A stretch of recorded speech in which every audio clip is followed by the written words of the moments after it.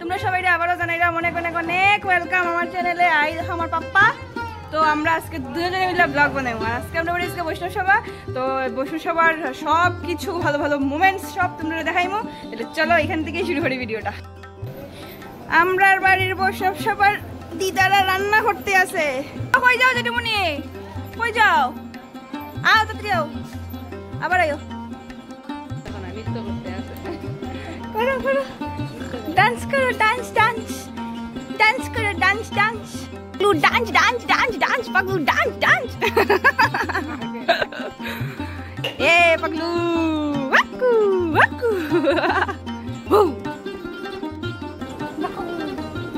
কেন how how how how wow wow.